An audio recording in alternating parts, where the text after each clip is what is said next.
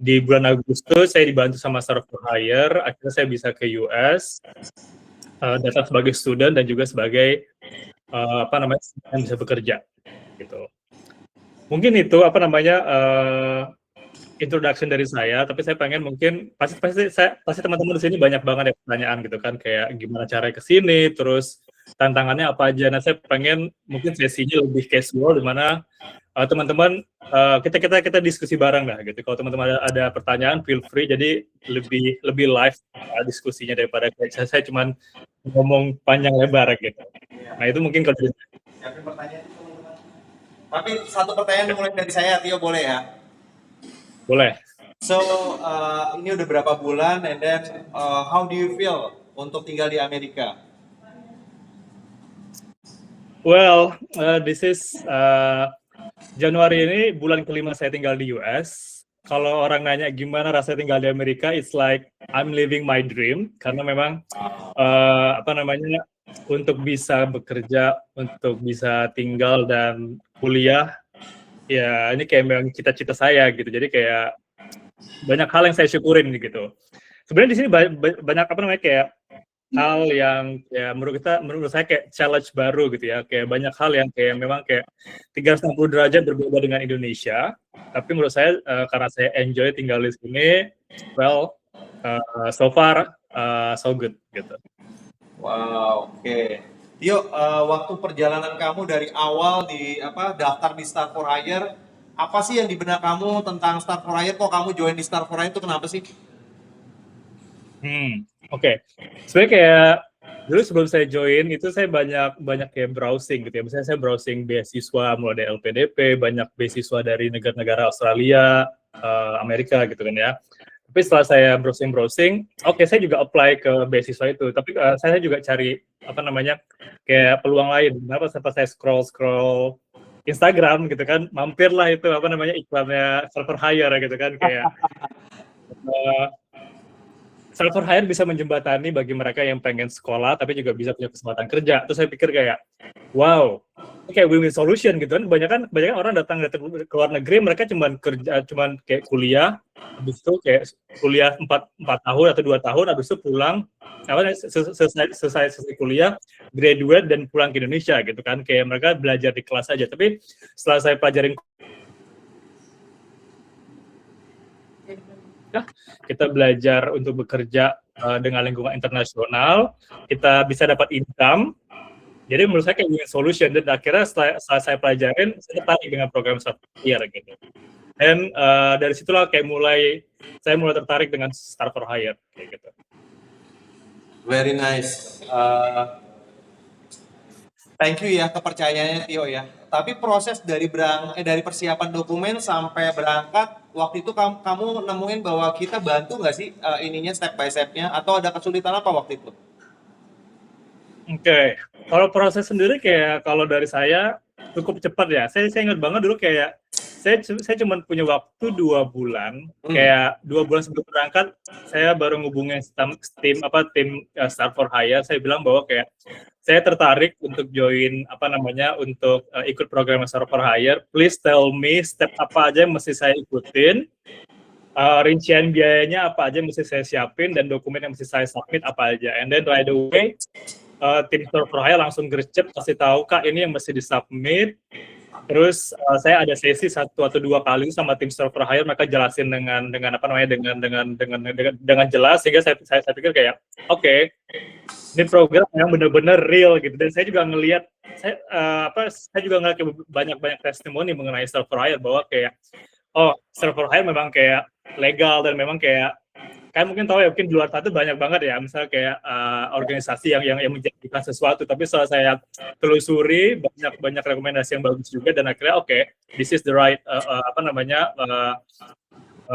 institusi yang bisa membantu saya untuk mewujudkan cita-cita saya untuk bisa belajar dan kerja di sini kayak gitu.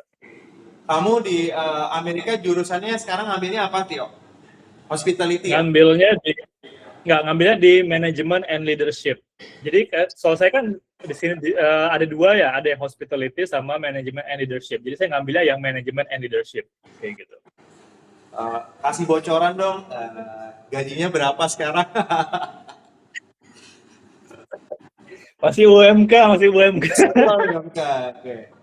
Langsung ditodong ya. Oke, ada Ya, tapi pertanyaan lanjutan dari saya. Kamu kerja sampingan nggak, Tio?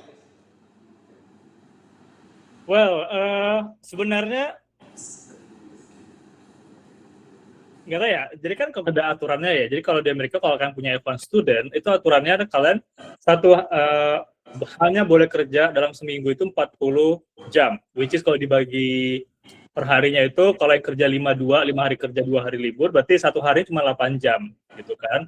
Jadi kita nggak boleh lebih dari seminggu 40 jam gitu ya. Kecuali kalau teman-teman nanti ke depannya kayak punya cara gimana caranya kalian bisa working under table, misalnya kayak kalian kerja yang dibayar secara cash, nah itu possible. Tapi untuk case-nya saya, karena saya bekerja kayak office hour dari jam 9 sampai jam 6 di finance, kayaknya kalau Sabtu Minggu saya kayak udah benar-benar saya pakai buat istirahat kayak gitu. Jadi kayak belum kepikiran untuk kayak kerja sampingan. Tapi bisa kalau teman-teman bisa nge-manage waktu, misalnya kalau kalian merasa kayak kalian punya waktu untuk kayak cari tambahan dan memang safe, nggak apa, you can do it gitu. Tapi kalau saya, karena saya juga harus luangin waktu buat kerjain tugas, so saya saat ini belum ngambil sampingan kayak gitu.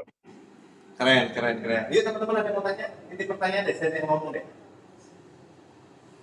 Ini kayak pada malu-malu semua, Tio.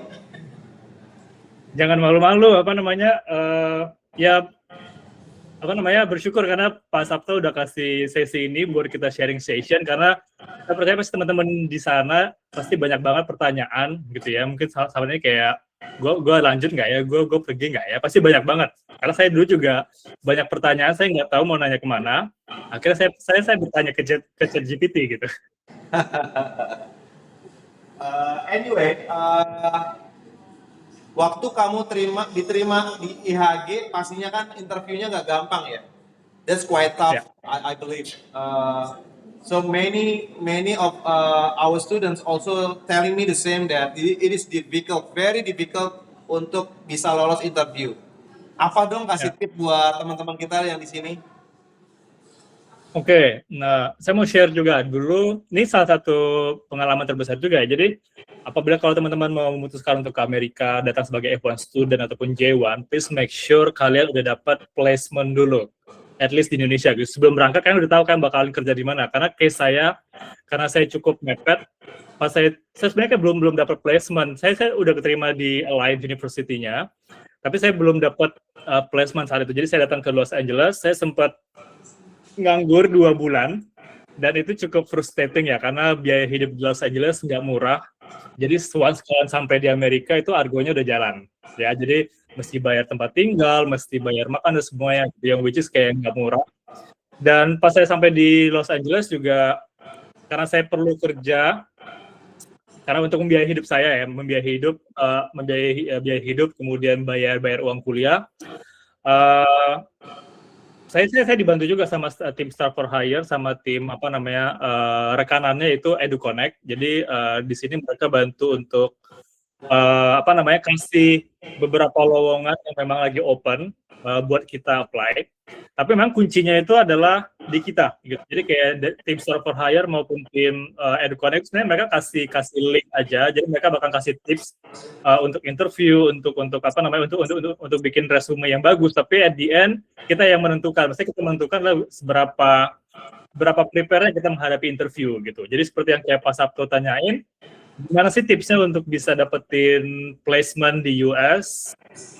Yang pertama adalah tentunya kalian mesti siapin CV ataupun portfolio yang bisa dibilang nggak bisa yang kayak cuman ya udah sekedar jadi aja. Kalian mungkin kayak rely on ke GPT, please make it CV gitu ya. Karena kalian harus punya unique values yang mesti kalian jual ke perusahaan. Kenapa perusahaan harus meng-hire kalian sebagai intern gitu ya, sebagai karyawan. Jadi for information bahwa kayak kita tuh mesti bersaing dengan student-student yang lainnya yang memang kayak nggak kalah lebih bagus gitu ya. Karena kita banyak saingan juga dari teman-teman dari Filipina itu kayak mereka bagus-bagus gitu ya, teman-teman dari India gitu ya. Dan disinilah teman-teman sekalian tuh mesti bikin CV yang benar-benar stand out. Gitu. Misalnya kalau teman-teman memang backgroundnya di kitchen, please jangan cuma bikin kayak, oh saya punya pengalaman di hotel ini sebagai ini. Tapi kalian tunjukin misalnya kayak kalian kerja di kitchen, kalian pernah bikin misalnya kayak gerakan baru, mungkin kayak bikin kayak cake yang fenomenal atau apapun itulah yang kayak bisa memberikan value untuk perusahaan kalian kayak gitu.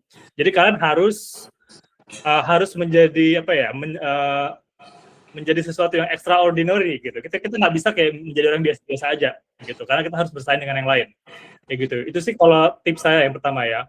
Terus yang kedua adalah jangan pernah cepat putus asa, karena kayak case-nya saya juga, saya dulu ingat banget pas saya 2 bulan nganggur itu, saya punya target dalam sehari saya mesti kirim CV at least 50 CV melalui LinkedIn. 50 CV. Terus saya ingat banget juga selain saya kirim CV, yang itu saya satu keliling kayak kunjungin toko-toko, restoran ataupun hotel, walk in, tanya ke manajernya kan lagi ada bukaan nggak gitu. Saya datang sebagai student, saya punya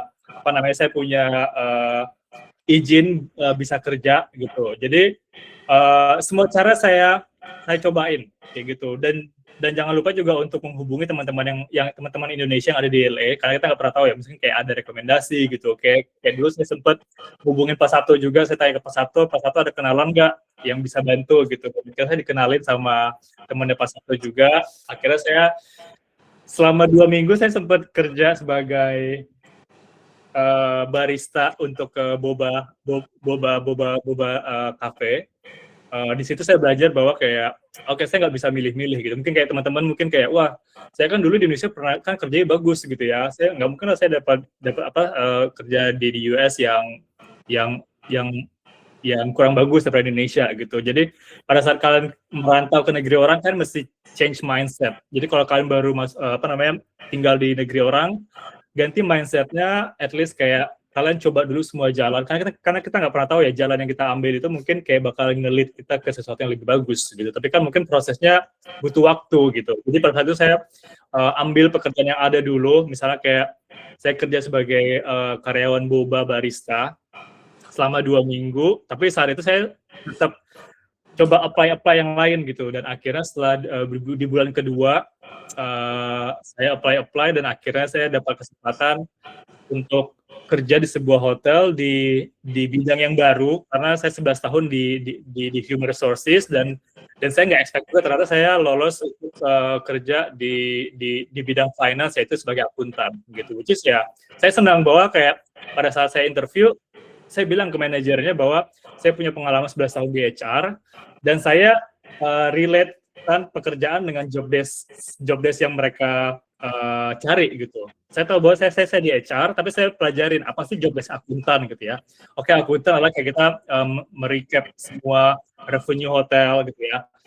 Kita harus bagus di administrasi, kita harus mengerti perhotelan gitu. Dan akhirnya saya relate kan dengan pengalaman HR saya gitu, bahwa ada skill yang saya bisa bawa di departemen ini, di bidang yang baru ini. Dan akhirnya mereka mempercayakan saya gitu, walaupun saya belum pernah punya pengalaman di finance sebelumnya. Jadi itu sih tips saya. Pertama, jangan mudah menyerah. Terus yang kedua adalah teman-teman nggak bisa menjadi orang yang biasa-biasa aja, kan harus punya mindset, harus menjadi luar biasa, karena kalian harus punya unique value gitu. Karena bayangin kayak ada ribuan orang di sini yang pengen datang ke US, ada banyak talent-talent yang luar biasa di luar sana, dan kalian nggak bisa cuma ngambilin ChatGPT dan nunggu offer buat kalian gitu. Kita harus cari semua cara untuk bisa survive kayak gitu. Great banget ini. Tapi ada lagi pertanyaan dari teman-teman. Ya, Risa boleh. Halo Kak Tio, salam kenal. Salam kenal. Kak, izin mau tanya dong Kak, ada 2 pertanyaan. Yang pertama, saat kerja di Indonesia sama di Amerika kan pasti beda. Kalau pertanyaan dari HRD-nya Indonesia sama Amerika kan pasti beda. Nah, pertanyaannya itu ingat nggak sih Kak, kita tuh pengen tahu pertanyaan yang bisa Kak Tio lolos sampai diterima sama pihak HRD-nya itu seperti apa. Terus yang kedua, si feedback interviewer atas jawaban kakak dan cara kakak meyakinkan interviewer itu seperti apa feedbacknya? Seperti itu sih kak. Tahu pertanyaannya apa aja, terus cara kakak jawab, terus feedback dari interviewernya gimana? Terima kasih. Oke. Wow, pertanyaannya bagus banget tuh. Tadi siapa namanya? Saya nggak dengar dengan jelas. Risa. Oke, Risa. Thank you banget buat pertanyaannya. Oke, bentar, saya flashback sebentar. Kayak 4 bulan lalu, saya waktu itu kayak interview pertama sama HRD-nya. Sama HRD itu kayak sebenarnya kalau kita interview sama HR secara general ya, misalnya kayak pada saat itu saya ingat banget saya seperti biasa, hampir sama sih kayak di Indonesia, saya diminta untuk menceritakan mengenai diri saya, gitu ya. Tapi menceritakannya adalah mereka nggak pengen kayak menceritakan mendengar kita bahwa kayak oke, saya Tio, saya umur 34 tahun, saya dari Indonesia, hobi saya bla bla bla bla gitu. Tapi mereka pengen sesuatu yang stand out gitu. Misalnya kayak saya ingat banget pas saya menjawab dengan dengan cara bahwa saya saya Tio, saya punya pengalaman 11 tahun sebelumnya di dunia human resources. Karena saya apply di dunia perhotelan, saya tampilkan juga bahwa saya sebelumnya saya pernah di hotel. Saya tampilkan bahwa kayak saya pernah bekerja di Singapore company, di mana saya sebagai human resources, dan saat ini saya sebagai siswa S2 di bidang management and leadership, dan saya tertarik dengan dengan departemen yang saya pengen apply, yaitu finance gitu. Jadi maksudnya kayak pada saat kalian having interview dengan user, balik lagi bahwa kayak kalian nggak bisa menjadi kayak seseorang yang kayak ordinary, kayak yang biasa aja gitu, kayak saya Tio, hobi saya bla bla bla bla gitu. Tapi kayak bring something yang kayak meyakinkan bahwa kalian itu adalah kandidat yang tepat, kayak gitu. Nah itu kalau interview sama HR. Jadi kalau interview sama HR sebenarnya kayak lebih general, mereka cuma pengen tahu background-nya kita. Kemudian saya sebenarnya nggak lama sama HR, mereka sesi kayak cuma 20 menitan. Setelah itu saya dikasih sama user saya, which is Director of Finance sama Finance Manager. Nah, user yang menentukan bahwa apakah kita akan user. Misalnya kalau teman-teman nanti interview untuk di kitchen, ya berarti nanti executive chef-nya yang akan menentukan. Atau misalnya kalau teman-teman di F&B director-nya atau F&B manager-nya gitu.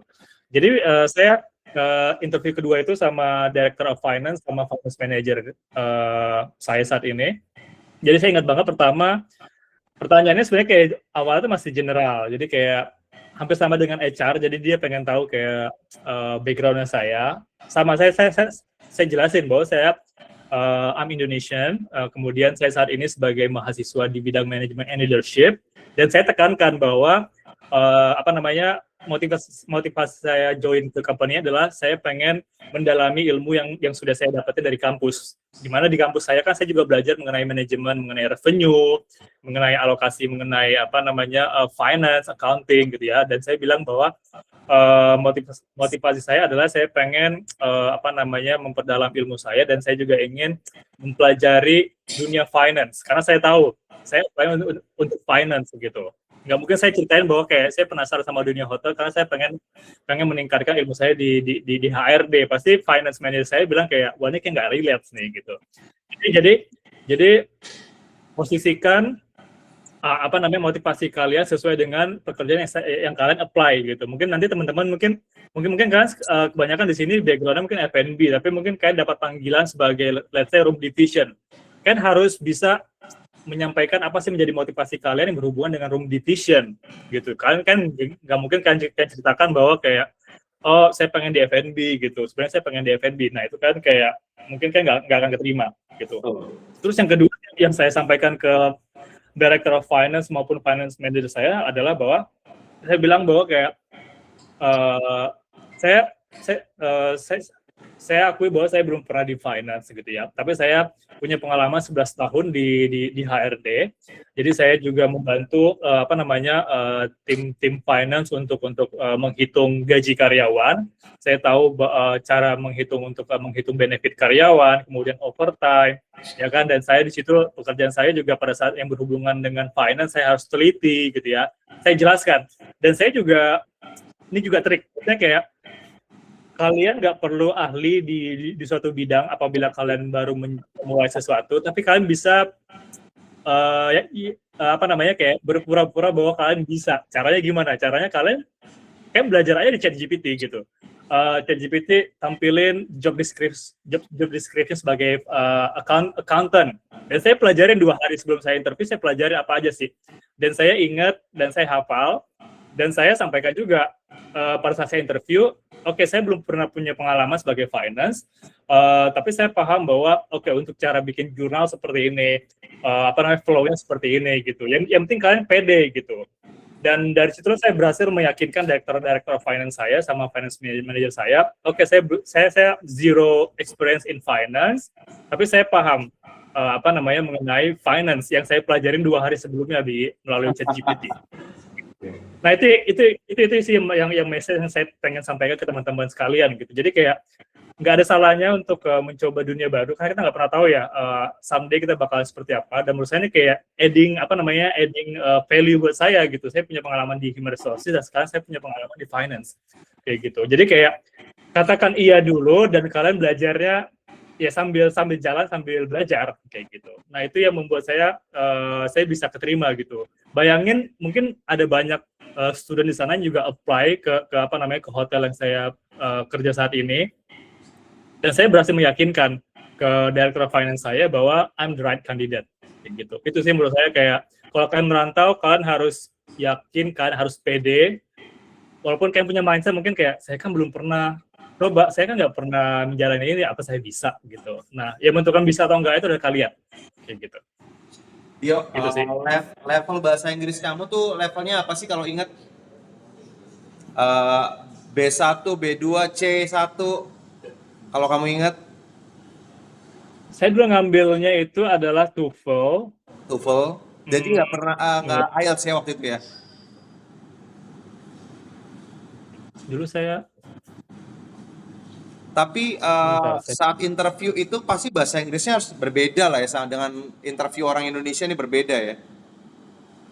Gaya bahasa Inggrisnya. Sebenarnya gini sih, mungkin ya kita sebagai orang Indonesia pas kita ke luar negeri kayak wah pasti kan mesti bahasa Inggris mesti ya, misalnya kayak 100% kita juga on daily basis we speak English. Jadi gini, misalnya kalau teman-teman mau apply, misalnya kayak untuk ke Align University F1 student, kan pasti diminta untuk sertifikasi bahasa. Either kalian mesti ngambil TOEFL, kalian mesti ngambil IELTS, atau yang paling gampang itu biasanya kalian diminta untuk Duolingo. Duolingo sekarang punya English certification, gitu. Tapi dulu saya ngambilnya, saya lupa IELTS atau TOEFL. Karena saya dulu aim-nya juga pengen beasiswa ke LPDP dan lainnya gitu. Jadi saya mesti siapin IELTS dan TOEFL. Kayak gitu. Tapi I can say kalau saya sih sebenarnya bahasa Inggrisnya kayak juga masih kayak rata-rata lah, misalnya nggak yang canggih-canggih banget gitu kan ya. Tapi yang paling penting adalah kalian mengerti bahasa Inggris. Kayak nggak bisa bilang kayak ya nggak bisa juga kayak modal nekat tapi bahasa Inggrisnya pas-pasan. Tetap misalnya kayak kan nggak harus kayak perfect baru bisa ke Amerika gitu, tapi at least kayak sebelum kalian bisa ke negara yang berbahasa Inggris, at least kalian punya sertifikasi. Paling gampang itu ngambil Duolingo dan itu murah. Dulu nggak salah saya ngambil 2. Saya tuh ngambil IELTS atau TOEFL sama Duolingo. Duolingo itu kayak cuma 400.000 atau 500.000 gitu. Dan itu masih bisa diterima kayak gitu untuk ke Alliance ya. Tapi untuk kayak on daily basis kalau saya kerja, karena kebetulan semua tim finance saya orang Amerika ya kita on daily basis kita berbahasa Inggris kayak gitu. Keren. Tadi saya mau nanya apa ya terakhir, ada yang mau tanya. Oh nih Bu Rosita nanya, Mas Tio izin bertanya tips and trick dan pihak kampus untuk mendapatkan LOA. Tadi sudah ya dijelaskan. Oh ini dengan pihak kampus, kalau pihak kampus mah gampang Bu Rosita ya, benar nggak Tio? Karena pihak kampusnya udah kerjasama dengan kita, jadi nggak perlu khawatir. Ya, kalau kalian itu salah satu benefit kalau kalian lewat start for hire. Jadi kan start for hire itu punya rekanan sama Alliance University juga, di mana most likely kalian bakalan keterima. Tapi tetap kalian mesti submit dokumen yang mereka minta ya, kayak mereka bakalan minta transkrip nilai kalian. Transkrip nilainya juga mesti ditranslate ke bahasa Inggris. Terus yang kedua, mereka bakal minta sertifikasi bahasa, which is it is a must. Tapi kalian mesti cek juga apakah ada minimum skornya. Tapi kalau saya dulu kayak karena saya punya IELTS atau TOEFL, saya langsung submit, ya udah langsung keterima gitu. Terus apa lagi ya? Terus kalian juga punya cukup dana, di mana kalian nanti pas kalian daftar ke Alliance International University, kan bakal diminta untuk deposit uang deposit, masalah sekitar kalau dirupiahkan sekitar 50 juta something. Terus that's it gitu. Jadi kalian most likely bakal keterima sih. Kalau dapetin letter of acceptance dari kampus gampang. Cuman tantangannya adalah kalian mesti dapetin letter of acceptance di embassy Amerikanya gitu. Karena itu juga sesuatu yang gampang-gampang susah juga gitu, nggak bisa disepelekan, tapi itu penting juga sih gitu. Oke, itu buat next session aja ya. Kita bahas tentang gimana how to win the interview in embassy ya. Yoi. Oke, kayaknya udah ya. Ada pertanyaan sebelum saya tutup dengan Tio? Oke, Tio, ini ada pertanyaan bagus nih. Your living cost, is it covered by your daily, monthly, your earning? Oke. Pertanyaan bagus, karena itu penting juga, nggak bisa dipungkirin bahwa kalau kita tinggal di luar negeri, apalagi di Amerika, apalagi di Los Angeles, itu salah satu kota termahal juga. Jadi for information, kalau Los Angeles itu UMK-nya itu sekitar $19 per jam. $19. Oke. Terus, tapi itu minimum ya, misalnya kayak tergantung lagi kayak dari posisi kalian kan kerja sebagai apa, terus mereka juga ngeliat pengalaman kalian, itu bisa lebih kayak gitu. Tapi mungkin kan bisa, kalau kalian mau hitung-hitung, sebenarnya kosnya mungkin kan bisa pakai di angka $19. Tapi itu untuk Los Angeles ya. Kalau kalian ke negara bagian lainnya, misalnya kayak let's say South Carolina atau apalagi Virginia, itu mungkin can be lower. Tapi kan mungkin let's say itu yang di Los Angeles, karena biaya hidup di sini juga lumayan mahal. For information, kayak kos-kosan saya di sini per bulannya itu 14 juta. Mungkin di Indonesia cuma berapa ya? Di Indonesia mungkin cuma 4 juta, tapi di sini 14 juta. Saya cuma dapat kamar, ada heaternya, ada apa namanya? Iya, kamar sepetak, terus ada kamar mandi sama sharing bathroom, which is mungkin di Indonesia ya cuma kos-kosan biasa aja. Di sini saya bayar 14 juta. Oke. Untuk biaya hidup, alhamdulillah it's more than enough, karena pertama dari income saya juga, saya dibayar dengan fair juga, dia di atas rata-rata lah gitu, di atas rata-rata. Terus yang kedua adalah yang menentukan biaya hidup kalian itu adalah kalian sendiri, seberapa mahal biaya hidup kalian gitu. Apakah kalian tipe orang yang kayak senang foya-foya, senang yang kayak ya easy life gitu ya itu bisa juga kan, tapi ya tergantung kalian. Kalau saya tipe orangnya yang saya setiap hari dari Senin sampai Jumat saya selalu masak untuk dinner sama lunch. Saya selalu masak, sempetin waktu saya belanja, tapi kalau Sabtu Minggu adalah waktu saya me time, di mana saya kayak makan di luar kayak gitu, dan saya masih bisa saving, masih saving banyak lah kayak gitu. Jadi kalau untuk biaya hidup saya alhamdulillah masih berlebih gitu, ya. Karena saya pengen selain saya dapetin ilmu, saya juga pengen dapetin pengalaman kerja, dan saya juga pengen bisa saving banyak once saya harus pulang ke Indonesia kayak gitu. Terjawab ya Samira ya. Ini sebenarnya F1 program ini yang kamu sedang ikuti ini adalah program unggulan banget di kita, program tertinggi di antara semua negara. Dan worth it nggak sih antara pengeluaran kamu di awal, mulai dari proses sampai akhirnya kamu bisa ke Amerika, ini worth it nggak menurut kamu?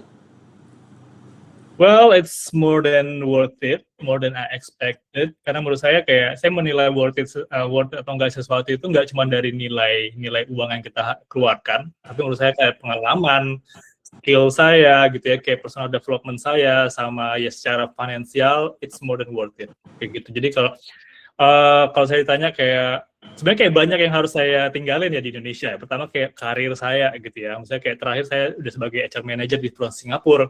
Kenapa saya harus kayak memulai sesuatunya yang baru gitu di Amerika dengan kayak mulai ngekos lagi, mulai kayak sesuatu baru lagi. Karena saya tahu kayak ini kayak banyak memberikan value yang baru buat saya kayak gitu. Jadi menurut saya kayak worth it banget. Dan kalian beruntung kalian udah sampai di sini, udah dibantu sama Star for Hire. Mungkin banyak orang di luar sana kayak masih bingung caranya gimana gitu ya. Tapi kalian udah mulai mulai lebih fokus gitu kan, udah dapat guidance kan, nggak perlu kayak browsing dari awal lagi, nggak perlu cari sana sini, kan udah dibantu sama tim Star for Hire. Dan kalian perlu siapkan adalah mental kalian, finansial, dan get yourself ready kayak gitu. Keren. Ada lagi pertanyaan? Ada namanya siapa? Sheila, mau tanya nih Tio. Oke, Mas Tio, kebetulan kan sama-sama di HR nih, background-nya aku juga. Oh, Sheila nih di HR latar belakangnya. Wow, oke. Nah, kira-kira nih menurut Mas Tio nih, untuk kalau kita mau berkarir di US as an HR itu gimana? Sorry, suaranya putus-putus. Jadi Boleh dulu nggak? kalau kamu kan di accountant kan, tapi kalau Sheila ini pengennya tetap di HR supaya relate dengan her previous experience. Kalau menurut kamu HR itu ada peluang besar nggak sih di Amerika? Oke, ya, it's a good question. Saya juga dulu awalnya kayak saya getol banget, saya pengen belajar HR di Amerika, kayak gitu. Tapi somehow setelah saya ngeliat kayak selama 2 bulan, saya nggak bisa kayak fokus saya nggak bisa kayak idealis, wah saya seorang HR, saya harus di HR gitu. Karena yang saya perlu lakukan adalah kayak saya harus survive, saya harus dapetin income, saya harus belajar. Saya nggak mungkin kayak nunggu sampai kesempatan HR datang gitu. Sebenarnya kayak saya banyak apply ke perusahaan yang buka HR juga. Tapi setelah saya analisis bahwa sebenarnya kita bukannya kita nggak qualified untuk masuk ke HR di sini. Tapi sebenarnya kayak I'm not saying kalau kita mustahil untuk bisa masuk HR di sini. Tapi yang paling mereka cari, yang paling sering mereka cari adalah, pertama adalah mereka yang udah ready dan paham mengenai undang-undang ketenagakerjaan di California, khususnya di Los Angeles gitu. Terus yang kedua adalah, yang krusial adalah di sini itu banyak banget pekerja-pekerja yang mereka berbahasa Spanyol, Spanish gitu ya. Jadi mereka bakalan cari HR yang bisa mengakomodir karyawan-karyawan yang bisa berbahasa Spanyol. Karena to be honest, di sini ternyata nggak semua orang bisa berbahasa Inggris. Mereka kayak